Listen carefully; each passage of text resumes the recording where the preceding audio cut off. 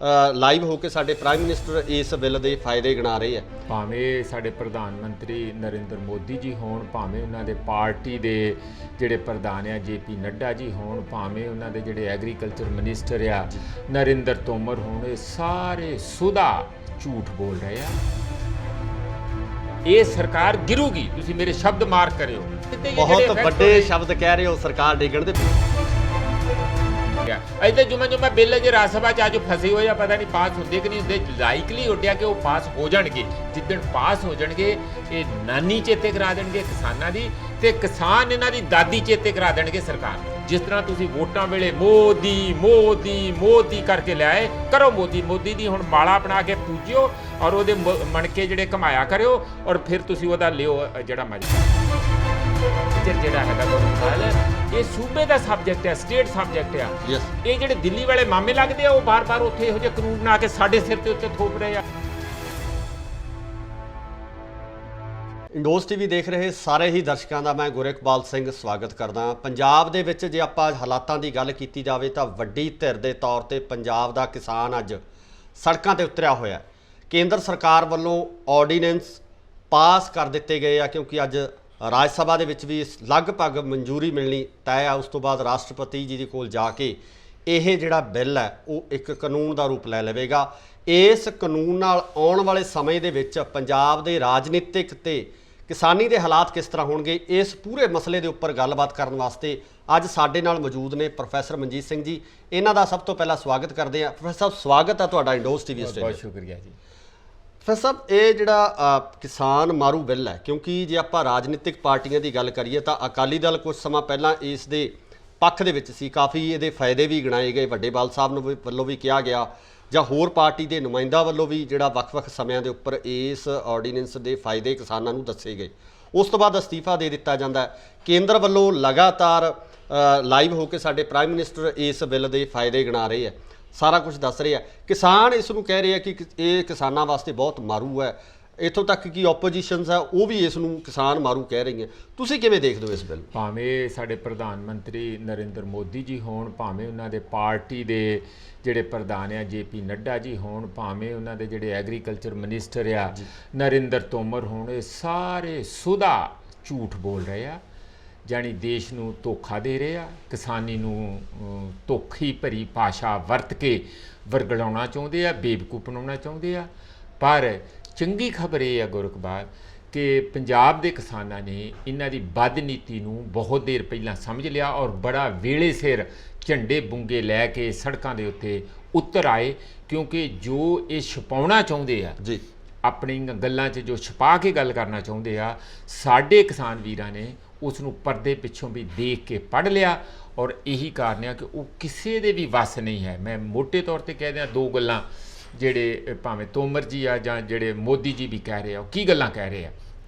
ਇੱਕ ਪਾਸੇ ਇਹ ਕਹਿ ਰਹੇ ਆ ਕਿ MSP ਜਿਹੜੀ ਮਿਨੀਮਮ ਸਪੋਰਟ ਪ੍ਰਾਈਸ ਆ ਇਹ ਰਹੂਗੀ, ਔਰ ਦੂਸਰੀ ਗੱਲ ਉਹ ਜਿਹੜੀ ਕਹਿ ਰਹੇ ਆ ਕਿ MSP ਦੇ ਨਾਲ ਨਾਲ ਜਿਹੜੀ ਸਰਕਾਰੀ ਖਰੀਦ ਵੀ ਰਹੂਗੀ। ਪਰ ਇਹ ਦੋਵੇਂ ਗੱਲਾਂ ਕਿਸਾਨ ਤੇ ਲੜ ਰਹੇ ਆ ਕਿ ਸਰਕਾਰੀ ਖਰੀਦ ਹੋਣੀ ਚਾਹੀਦੀ ਹੈ ਔਰ MSP ਵੀ ਹੋਣੀ ਚਾਹੀਦੀ ਹੈ, ਤੇ ਇਹ ਕਹਿ ਕੇ ਕਿ ਇਹ ਦੋਵੇਂ ਗੱਲਾਂ ਰਹਿਣਗੀਆਂ, ਇਸ ਗੱਲ ਦੀ ਗਰੰਟੀ ਨਹੀਂ ਦਿੰਦੇ। ਜਾਣੀ ਕਿੰਨੀ ਧੋਖਾ ਭਰੀ ਭਾਸ਼ਾ ਆ ਪ੍ਰਧਾਨ ਮੰਤਰੀ ਵੱਲੋਂ, ਨੱਡਾ ਵੱਲੋਂ, ਤੋਮਰ ਵੱਲੋਂ, ਕਿ ਇਸ ਗੱਲ ਦਾ ਉਹ ਬਿਲਕੁਲ ਜਿਹੜਾ ਨਹੀਂ ਵਿਸ਼ਵਾਸ ਦਿਵਾ ਪਾ ਰਹੇ ਕਿ ਸਾਰੇ ਦਾ ਸਾਰਾ ਅਨਾਜ ਜਾਂ ਜਿੰਨੀ ਵੀ ਜਿਹੜੀ ਹੋਊਗੀ ਇਹ ਖਰੀਦੀ ਜਾਊਗੀ, ਜਿਣਸ ਖਰੀਦੀ ਜਾਊਗੀ, ਭਾਵੇਂ ਉਹ ਝੋਨਾ ਆ, ਭਾਵੇਂ ਕਪਾਹ ਆ, ਭਾਵੇਂ ਕੋਈ ਸਬਜ਼ੀਆਂ ਆ, ਭਾਵੇਂ ਆਲੂ ਆ, ਜਾਂ ਜੋ ਵੀ ਹੈ, ਜਿਹਦੀਆਂ ਵੀ ਮੱਕੀ ਆ।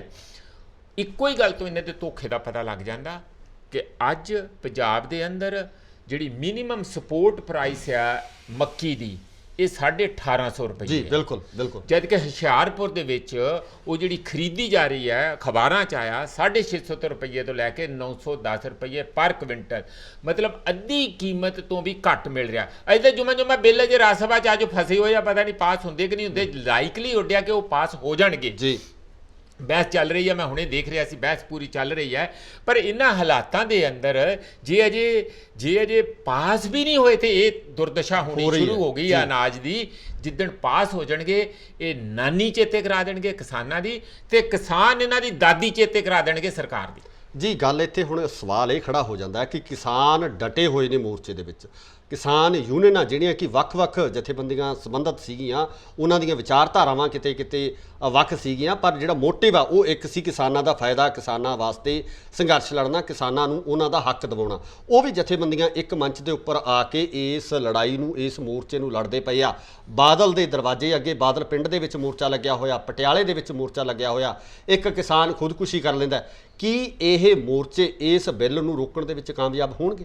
ਬਿੱਲ ਨੂੰ ਨਹੀਂ ਰੋਕਣ 'ਚ ਕਾਮਯਾਬ ਹੋਣਗੇ, ਪਰ ਮੈਂ ਇੱਕ ਗੱਲ ਦੱਸ ਦੇਣਾ, ਤੁਸੀਂ ਬਿੱਲ ਦੀ ਗੱਲ ਕਰਦੇ ਆ, ਇਹ ਇਹੋ ਜਿਹੀ ਚੰਗਾੜੀ ਲੱਗੂਗਾ। ਹੁਣੇ ਹੀ ਜਿਹੜਾ ਅਕਾਲੀ ਦਲ ਦਾ ਰਾਜ ਸਭਾ ਦੇ ਵਿੱਚ ਲੀਡਰ ਆ, ਉਸ ਦਾ ਨਰੇਸ਼ ਗੁਜਰਾਲ ਵੱਲੋਂ ਕਹਿਣਾ ਕੀ ਸੀ, ਜਿਹੜੀ ਅਖੀਰ 'ਚ ਉਹਨੇ ਆਪਣੀ ਸਪੀਚ ਖਤਮ ਕੀਤੀ, 2 ਮਿੰਟ ਮਿਲੇ ਉਹਨਾਂ ਨੂੰ ਸਾਰੇ, 2 ਮਿੰਟ ਜਿਹੜੇ ਅਖੀਰਲੇ ਸ਼ਬਦ ਸੀ ਕਿ ਅੱਜ ਇਹ ਚੰਗਿਆੜੀ ਪੰਜਾਬ ਤੇ ਹਰਿਆਣੇ ਦੀ ਕਿਸਾਨੀ ਦੇ ਵਿੱਚ ਧੁਖ ਰਹੀ ਹੈ ਜੀ। ਜੇ ਤੁਸੀਂ ਇਸ ਬਿੱਲ ਨੂੰ ਸਿਲੈਕਟ ਕਮੇਟੀ 'ਚ ਨਾ ਦਿੱਤਾ, ਜਾਣੀ ਅੱਜ ਉਹਨੂੰ ਪੋਸਟਪੋਨ ਨਾ ਕੀਤਾ, ਤਾਂ ਆ ਸਾਰੇ ਦੇਸ਼ ਦੇ ਵਿੱਚ ਭਾਂਬੜ ਬਲੂਗਾ, ਇਹਦਾ ਇਹ ਸਰਕਾਰ ਗਿਰੂਗੀ। ਤੁਸੀਂ ਮੇਰੇ ਸ਼ਬਦ ਮਾਰਕ ਕਰਿਓ ਜੀ, ਇਹ ਇੱਥੇ ਟਿਕਣ ਵਾਲੀ ਨਹੀਂ ਹੈ। 8 ਸੂਬੇ ਤੇ ਗੁਰਗੋਬਿਲ ਸਿੱਧੇ ਬਹੁਤ ਵੱਡੇ ਸ਼ਬਦ ਕਹਿ ਰਹੇ ਹੋ, ਸਰਕਾਰ ਡਿੱਗਣ ਦੇ ਬਹੁਤ ਵੱਡੇ ਸ਼ਬਦ ਵਰਤ ਰਹੇ ਹੋ। ਡਿੱਗਣਗੇ ਕਿਉਂ ਡਿੱਗੂਗੀ? 8 ਸੂਬੇ ਸਿੱਧੇ ਇਹਦੇ ਚ ਜਿਹੜੇ ਹੋ ਜਾਣੇ ਆ, ਇੱਕਦਮ ਜਿਹੜੇ ਪ੍ਰਭਾਵਿਤ ਹੋਣੇ ਆ। ਮੱਧ ਪ੍ਰਦੇਸ਼, ਜਿਹਦੀ ਪੰਜਾਬ ਨਾਲੋਂ ਜ਼ਿਆਦਾ ਕਣਕ ਮੰਡੀ ਚ ਆਉਂਦੀ ਆ, ਉਹਦੀ ਤਕਰੀਬਨ 15.5 ਲੱਖ ਫਾਰਮਰ ਜਿਹੜੇ ਆ ਕਣਕ ਵੇਚਣ ਆਉਂਦੇ ਆ, ਸਾਡੇ 10.5 ਲੱਖ ਆਉਂਦੇ ਆ, ਸਾਡੇ ਨਾਲੋਂ ਜ਼ਿਆਦਾ ਆ। ਇਸੇ ਤਰੀਕੇ ਨਾਲ ਜਿਹੜੇ ਝੋਨਾ ਵੇਚਣ ਵਾਲੇ ਹੈਗੇ, ਤੇਲੰਗਾਨਾ ਉਹ ਪਿੱਟ ਰਹੇ ਆ, ਉਹਨਾਂ ਦੇ ਕਿਸਾਨ ਪਿੱਟ ਰਿਹਾ। ਛੱਤੀਸਗੜ੍ਹ ਝੋਨਾ ਵੇਚਣ ਵਾਲੇ, ਮੱਧ ਪ੍ਰਦੇਸ਼ 'ਚ ਵੀ ਆ ਪਰ ਉਹਨਾਂ ਨਹੀਂ, ਹਰਿਆਣਾ ਪੰਜਾਬ ਝੋਨਾ ਵੇਚਦੇ ਆ। ਕੁੱਲ ਮਿਲਾ ਕੇ 1,25,000 ਫਾਰਮ, 1,25,00,000 ਫਾਰਮਰ ਜਿਹੜੇ ਆ ਉਹ ਝੋਨਾ ਵੇਚਦੇ ਆ, ਤੇ 43 ਲੱਖ ਜਿਹੜੇ ਫਾਰਮਰ ਆ ਉਹ ਮੰਡੀ 'ਚ MSP ਦੇ ਰੇਟ ਤੇ ਉਹ ਕਣਕ ਵੇਚ ਰਹੇ ਆ। ਹੁਣ ਇਹ ਸਾਰੇ ਦੇ ਸਾਰੇ ਤੁਸੀਂ ਇਹ ਅੰਦਾਜ਼ਾ ਲਾਓ ਕਿ ਜਿੱਦਣ ਇਹ ਧੜਮ ਕਰਕੇ ਥੱਲੇ ਡਿੱਗਿਆ ਸਾਰਾ, ਤੇ ਇਹ ਇਹਨਾਂ ਨੂੰ ਟਿਕਣ ਦੇਣਗੇ? ਇਸ ਕਰਕੇ ਕਈਆਂ ਨੂੰ ਪਚਲਾ ਲਿਆ ਮੋਦੀ ਨੇ, ਤੋਮਰ ਨੇ, ਜਾਂ ਹੋਰਨਾਂ ਸਾਰਿਆਂ ਨੇ ਕਿ ਨਹੀਂ ਤੁਹਾਨੂੰ ਤੇ ਇਹਦੇ 'ਚ ਫਾਇਦਾ, ਤੁਹਾਨੂੰ ਤੇ ਆਜ਼ਾਦ ਕਰਤਾ। ਮੋਦੀ ਜੀ ਕੀ ਕਹਿ ਰਹੇ, ਅਸੀਂ ਤਾਂ ਕਿਸਾਨੀ ਨੂੰ ਆਜ਼ਾਦ ਕਰ ਰਹੇ ਹਾਂ ਜੀ। ਮੈਂ ਇਹਨਾਂ ਨੂੰ ਇੱਕੋ ਇੱਕ ਐਗਜ਼ਾਮਪਲ ਗੋਰਖਪਾਲ ਦਿੱਤੀ ਸੀ, ਜਿਹੜੀਆਂ ਚੀਜ਼ਾਂ ਇੱਕ ਵਾਰੀ ਇੱਕ ਸਿਸਟਮ ਦੇ ਵਿੱਚ ਆ ਜਾਣ, ਆਜ਼ਾਦੀ ਉਹਨਾਂ ਦੀ ਤਬਾਹੀ ਦਾ ਕਾਰਨ ਹੁੰਦੀਆਂ। ਅੱਜ ਜੰਗਲੀ ਜਾਨਵਰ, ਗਾਈਆਂ, ਮੱਝਾਂ ਅਸੀਂ ਘਰਾਂ 'ਚ ਰੱਖ ਲਈਆਂ, ਗਊਸ਼ਾਲਾ ਜਿਹੜੀ ਮਰ ਰਹੀਆਂ ਗਾਈਆਂ ਭੁੱਖ ਦੇ ਨਾਲ, ਅੱਜ ਸਾਡੀ ਸਟੱਡੀ ਹੋਈ ਹੈ ਪੰਜਾਬ ਦੀ, ਬਹੁਤ ਬੁਰਾ ਹਾਲ ਆ ਜਿਹੜੀਆਂ ਗਊਸ਼ਾਲਾ 'ਚ ਗਾਈਆਂ। ਬਿਲਕੁਲ, ਤੁਸੀਂ ਕੀ ਉਹਨਾਂ ਨੂੰ ਆਜ਼ਾਦ ਕਰਕੇ ਜੰਗਲ 'ਚ ਛੱਡ ਦਿਓਗੇ? ਜਾਓ ਆਜ਼ਾਦੀ ਮਾਣੋ। ਬਚਣਗੀਆਂ? ਨਹੀਂ ਬਚਣਗੀਆਂ, ਖਤਮ ਹੋ ਜਾਣਗੀਆਂ, ਸ਼ੇਰ ਖਾ ਜਾਣਗੇ, ਭੁੱਖੀਆਂ ਮਰ ਜਾਣਗੀਆਂ, ਉਹਨਾਂ ਨੂੰ ਰਹਿਣਾ ਹੀ ਨਹੀਂ ਆਊ। ਇਹ ਕਿਸਾਨੀ ਜਿਹਨੂੰ ਅੱਜ ਪਿਛਲੇ 40-50 ਸਾਲ ਦਾ ਸਾਡੀ ਸਰਕਾਰ ਨੇ ਗਲੇ ਲਾ ਕੇ ਰੱਖਿਆ, ਬਚਾ ਕੇ ਰੱਖਿਆ, ਮਿਨੀਮਮ ਸਪੋਰਟ ਪ੍ਰਾਈਸ ਦਿੱਤੀ ਹੈ, ਹੁਣੇ ਕਹਿੰਦੇ ਤੁਹਾਨੂੰ ਆਜ਼ਾਦ ਕਰ ਰਹੇ ਆ ਕਿ ਤੁਹਾਨੂੰ ਮੰਡੀ 'ਚ ਖੁੱਲਾ ਛੱਡ ਰਹੇ ਆ, ਜਿਵੇਂ ਜੰਗਲ 'ਚ ਕਿਸੇ ਨੂੰ ਛੱਡ ਦੇਈਦਾ, ਔਰ ਉੱਥੇ ਤੁਸੀਂ ਮਰੋ, ਖਪੋ, ਆਪਣੇ ਆਪ ਨੂੰ ਦੇਖੋ, ਬਚਦਿਆਂ ਤੇ ਬਚੋ, ਨਹੀਂ ਤੇ ਸਾਡੀ ਕੋਈ ਜ਼ਿੰਮੇਵਾਰੀ ਨਹੀਂ। ਇਹ ਕਿਉਂ ਹੋ ਰਿਹਾ ਮੈਂ ਇਹ ਦੱਸ ਦਿਆਂ ਜੀ। ਬਿਲਕੁਲ, ਇਹਦੀ ਪਿੱਛੇ ਬੈਕਗਰਾਉਂਡ 2-3 ਗੱਲਾਂ ਆ। ਇੱਕ ਤੇ ਇਹ ਕਿ ਪਿਛਲੇ 20 ਸਾਲਾਂ ਤੋਂ ਲਗਾਤਾਰ WTO, ਵਰਲਡ ਬੈਂਕ, IMF ਸਾਡੀ ਸਰਕਾਰ ਦੀ ਬਾਹਾਂ ਮਰੋੜ ਰਹੀ ਸੀ। ਇਹ ਮਨਮੋਹਨ ਸਿੰਘ ਵੇਲੇ ਵੀ ਸੀ ਤੇ ਹੁਣ ਵੇਲੇ ਵੀ ਸੀ। ਇਹ ਬਾਹਾਂ ਮਰੋੜ ਸੀ ਕਿ ਤੁਸੀਂ ਆਪਣੇ ਫਾਰਮਰ ਨੂੰ ਸਬਸਿਡੀ ਕਿਉਂ ਦਿੰਦੇ ਆ? MSP ਤੇ ਸਬਸਿਡੀ ਆ, ਜਿਹਦੀ ਵਰਲਡ ਮਾਰਕੀਟ ਦੇ ਵਿੱਚ ਅਸਲੀ ਕੀਮਤ ਮੰਨ ਲਓ 1500 ਰੁਪਈਆ ਆ, ਤੇ ਤੁਸੀਂ ਉਹਨਾਂ ਨੂੰ 2000 ਰੁਪਈਆ ਪਰ ਕੁਇੰਟਲ ਦੇ ਕੇ 500 ਰੁਪਈਆ ਸਬਸਿਡੀ ਦਿੰਦੇ ਆ। ਇਹ ਨਹੀਂ ਸਾਨੂੰ ਮਨਜ਼ੂਰ ਨਹੀਂ ਹੈਗਾ। ਉਹ ਜਾਣੀ ਇੱਥੇ ਦੇ ਕਿਸਾਨੀ ਨੂੰ ਤਬਾਹ ਕਰਕੇ, ਇੱਥੇ ਦੇ ਕਿਸਾਨਾਂ ਨੂੰ ਭੁੱਖੇ ਮਾਰ ਕੇ, ਉਹ ਦੂਜੀਆਂ ਦੇਸ਼ਾਂ ਦੀਆਂ ਜਿਹੜੀ ਲਈ ਇੱਥੇ ਦੇਸ਼ ਦੇ ਵਿੱਚ ਅਨਾਜ ਦੀ ਮੰਡੀ ਪੈਦਾ ਕਰਨਾ ਚਾਹੁੰਦੀ ਆ, ਜੋ ਹਰੇ ਇਨਕਲਾਬ ਤੋਂ ਪਹਿਲਾਂ ਪੰਜਾਬ ਦੇ ਵਿੱਚ ਸੀਗਾ। ਇਸ ਲਈ ਗੋਰਖਪਾਲ, ਇੱਕ ਤੇ ਉਹਨਾਂ ਦੀ ਗੱਲ ਮੰਨ ਕੇ ਸਾਡੇ ਮੱਤ ਮਾਰੀ ਗਈ ਆ, ਪਤਾ ਨਹੀਂ ਜਾਂ ਤੇ ਇਹਨਾਂ ਨੂੰ ABC ਜਿੰਨੀ, ਇੱਕ ਅਨਪੜ੍ਹ ਕਿਸਾਨ ਜਿੰਨੀ ਮੋਦੀ ਜੀ ਨੂੰ ਅਕਲ ਨਹੀਂ ਹੈ। ਹਾਲਤ ਇਹ ਅੱਜ ਦੇਸ਼ ਦੇ ਅੰਦਰ ਬਣੀ ਹੋਈ ਹੈ, ਇੱਕ ਭੈ ਦਾ ਤੇ ਡਰ ਦਾ ਇਹੋ ਜਿਹਾ ਆਲਮ ਮੋਦੀ ਜੀ ਨੇ ਰਚ ਦਿੱਤਾ। ਕੈਬਨਿਟ 'ਚ ਕੋਈ ਨਹੀਂ ਗੱਲ ਕਰਦਾ, ਕੈਬਨਿਟ ਦੇ ਅੰਦਰ ਉਹਦੇ ਸਾਹਮਣੇ ਕੋਈ ਨਹੀਂ ਮੂੰਹ ਖੋਲਦਾ, ਕੋਈ ਏਜੰਸੀ, ਕੋਈ ਮੀਡੀਆ ਉਹਨੂੰ ਸਮਝਾਉਣ ਵਾਲਾ ਨਹੀਂ ਕਿ ਜਿਹੜਾ ਤਬਾਹੀ ਦਾ ਰਸਤੇ ਤੋਂ ਚੱਲ ਪਏ ਆ, ਦੇਸ਼ ਤਬਾਹ ਹੋ ਜਾਊ, ਕਿਸਾਨੀ ਤਬਾਹ ਹੋ ਜਾਊ। ਜੇ ਕਿਸਾਨ ਤਬਾਹ ਹੋਇਆ, ਕੌਣ ਤਬਾਹ ਹੋਣਗੇ?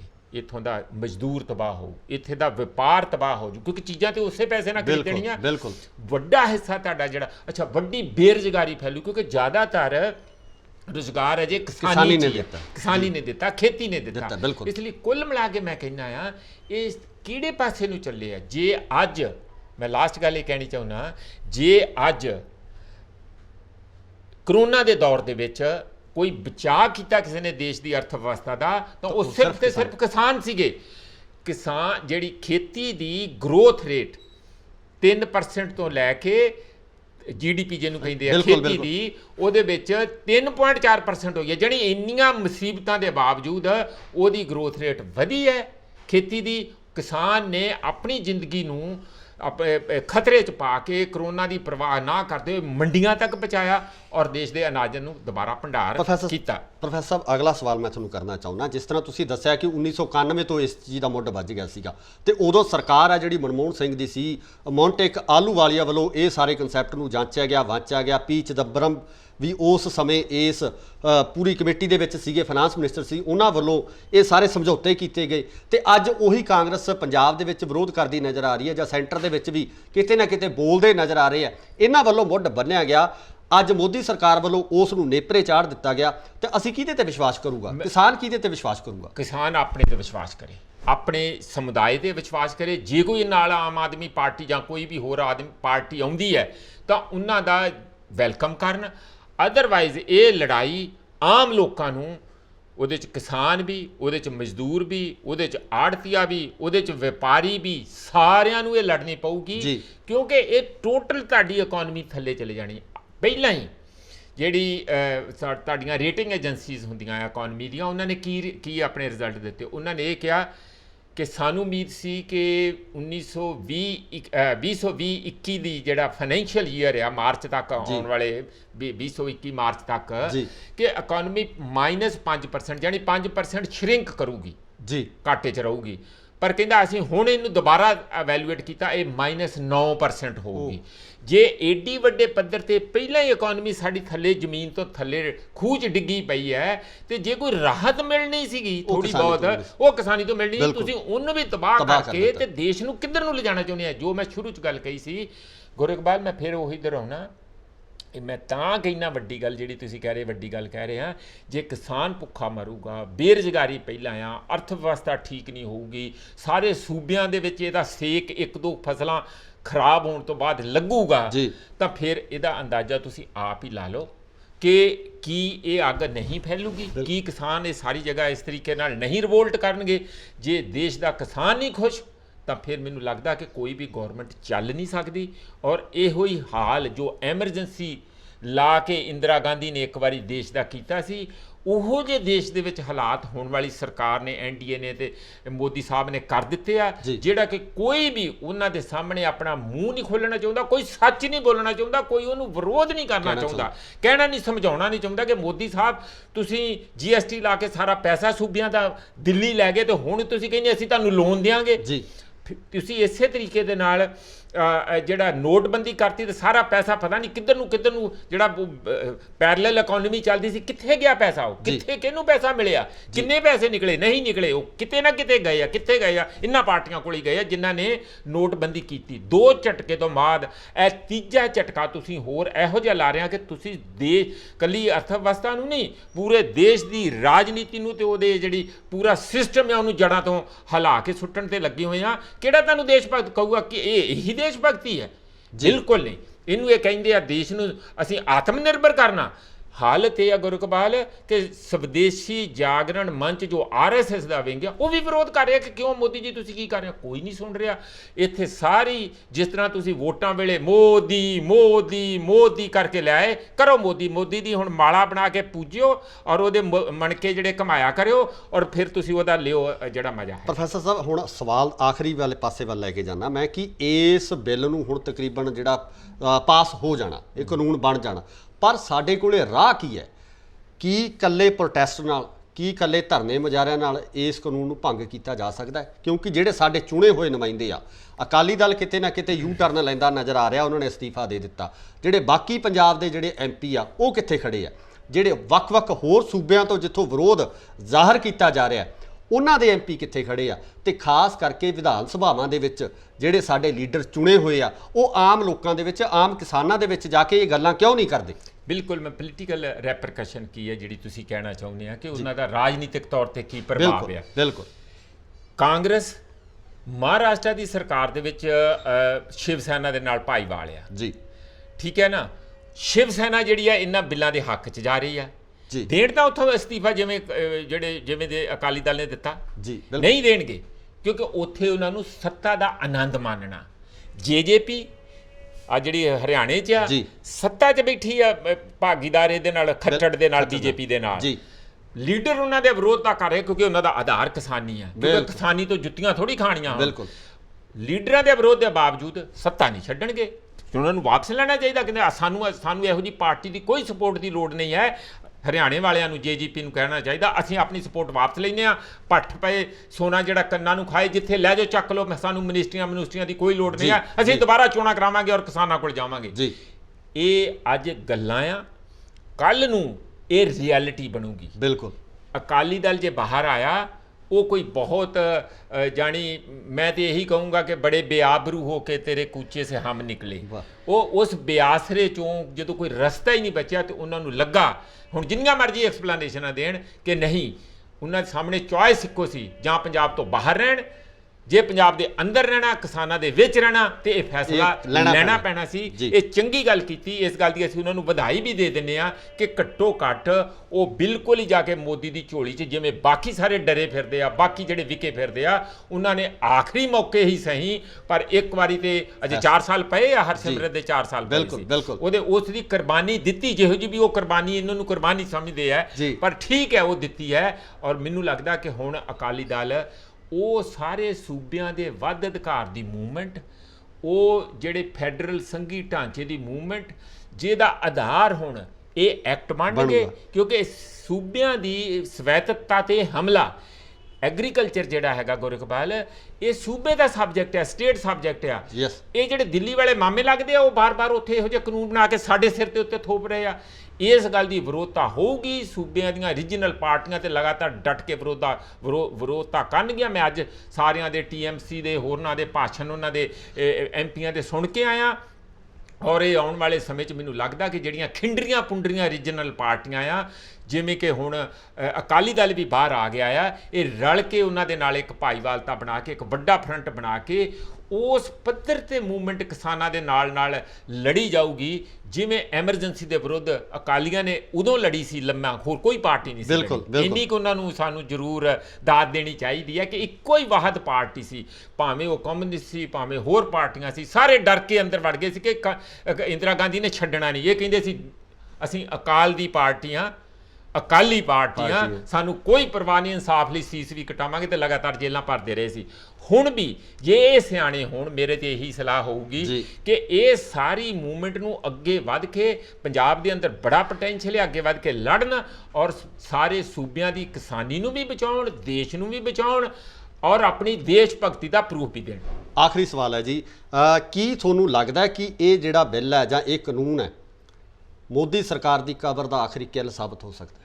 ਬਿਲਕੁਲ ਮੈਂ ਤਾਂ ਸ਼ੁਰੂ 'ਚ ਇਹ ਗੱਲ ਕਹੀ ਹੈ ਕਿ ਮੋਦੀ ਜੀ ਨੇ ਜਿੰਨੀ ਹੁਣ ਆਪ ਦਰਾਸ਼ਾਹੀ ਸ਼ੁਰੂ ਕਰ ਲਈ ਹੈ ਮਨਮਤੀਏ ਹੋ ਗਏ ਆ ਅੱਖਾਂ ਬੰਦ ਕੀਤੀਆਂ ਹੋਈਆਂ ਇੱਕੋ ਬੀਨ ਤੇ ਮਸਤ ਹੁੰਦੇ ਆ ਜਿਹੜੀ ਕਾਰਪੋਰੇਟ ਵਜਾਉਂਦੇ ਆ ਖਾਸ ਕਰ ਜੇ ਅਦਾਨੀ ਤੇ ਅੰਬਾਨੀ ਰਲ ਕੇ ਬੀਨ ਵਜਾਉਣ ਤੇ ਫਿਰ ਤੇ ਇਹਨਾਂ ਦੀ ਮਸਤੀ ਦੀ ਕੋਈ ਹੱਦ ਹੀ ਨਹੀਂ ਹੈਗੀ। ਤੇ ਦੂਸਰਾ ਗੋਡੜੀਆਂ ਟੇਕਦੇ ਆ ਵਰਲਡ ਬੈਂਕ IMF ਦੇ ਸਾਹਮਣੇ ਉਸ ਗੋਡੜੀਆਂ ਟੇਕਣ ਚੋਂ ਇਹ ਹਮਲਾ ਜਿਹੜਾ ਕਿਸਾਨੀ ਦੇ ਉੱਤੇ ਆਇਆ ਤੇ ਅੱਖਾਂ ਮੀਟ ਕੇ ਸੂਬਿਆਂ ਦੇ ਜਿਹੜੇ ਵੱਧ ਅਧਿਕਾਰ ਹੈਗੇ ਆ ਜਾਂ ਸਾਡਾ ਸੰਘੀ ਢਾਂਚਾ ਇਹ ਸਾਡੇ ਕਨਸਟੀਟਿਊਸ਼ਨ 'ਚ ਲਿਖਿਆ ਮੈਂ ਥੋੜੀ ਕਹਿ ਰਿਹਾ ਸੰਘੀ ਢਾਂਚਾ ਉਸ ਦੇ ਸੰਵਿਧਾਨਕ ਢਾਂਚੇ ਨੂੰ ਤਬਾਹ ਕਰ ਰਿਹਾ ਔਰ ਦੇਸ਼ ਦੇ ਅੰਦਰ ਇਸ ਵੇਲੇ ਸੰਵਿਧਾਨ ਦਾ ਰਾਜ ਨਾ ਰੱਖ ਕੇ ਮੋਦੀ ਤੇ ਮੋਦੀ ਰਾਜ ਹੋਇਆ ਪਿਆ।